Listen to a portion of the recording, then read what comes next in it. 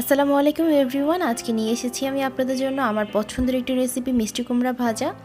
রেসিপিটি খুবই common, but আমি যেভাবে রান্না করে সবসময় খাই, আজকে আপনাদের সাথে আমার রান্নাটি শেয়ার করছি। সো চলুন। রেসিপিটি তৈরি করতে আমি প্রথমেই ফালি করে মিষ্টি কুমড়া কেটে নিয়েছি এখানে ছোট 2টি পেঁয়াজ কুচি, আর এখানে আমি কাঁচামরিচ নিয়েছি 4-5টি।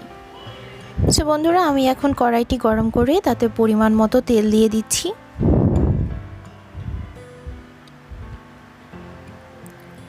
কেটে রাখা পেঁয়াজ কুচিগুলো দিয়ে দিলাম।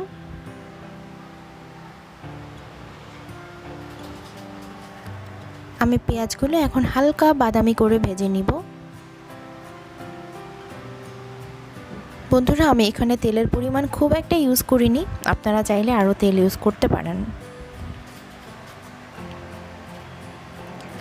সো আমার পেঁয়াজ কুচিগুলো প্রায় ভাজা হয়ে এসেছে। আমি এখন এর মধ্যে কেটে রাখা মিষ্টি কুমড়োগুলো দিয়ে দিচ্ছি। মিষ্টি কুমড়োগুলো অবশ্যই বড় বড় করে কাটবেন, নাহলে ভাজার পর ঘেটে ঘেটে হয়ে যাবে।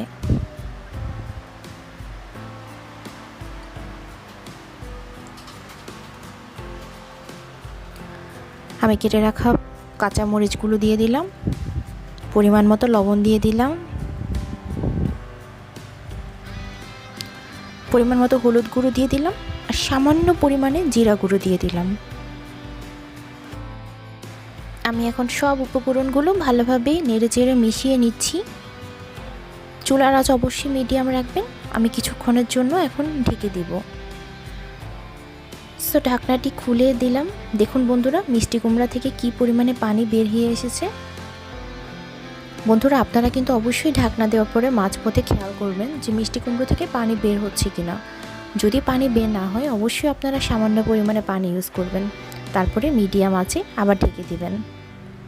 সো আমি এখন পানিটি শুকিয়ে নিব। বন্ধুরা, আমি এখন ভাজার মধ্যে সামান্য পরিমাণ চিনি দিয়ে দিলাম। মিষ্টি কুমড়ার ভাজার টেস্ট অনেক গুণ বেড়ে যায় চিনি ইউজ করলে। সো অবশ্যই চেষ্টা করবেন আপনারা চিনি দেওয়ার। এখন আমি পানিটি শুকিয়ে নিব, হালকা আঁচে ভেজে নিব।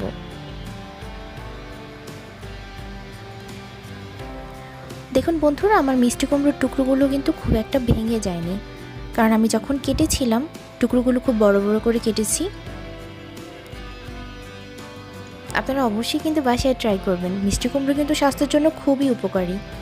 এর মধ্যে প্রচুর পরিমাণে পটাশিয়াম, অ্যান্টিঅক্সিডেন্ট রয়েছে, যা স্বাস্থ্যের জন্য খুবই উপকারী। আমাদের বাসায় প্রায় নিয়মিতই মিষ্টি কুমড়ো খাওয়া হয়। সো তৈরি হয়ে গেল আমার মিষ্টি কুমড়া ভাজি। আমি এখন নামিয়ে নিব।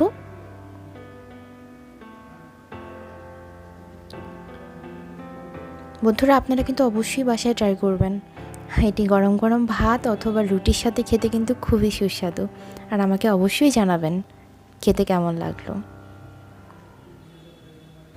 আমার ভিডিও আপনাদের ভালো লেগে থাকলে please like, comment, share and subscribe my channel, and don't forget to press the bell icon. Thank you.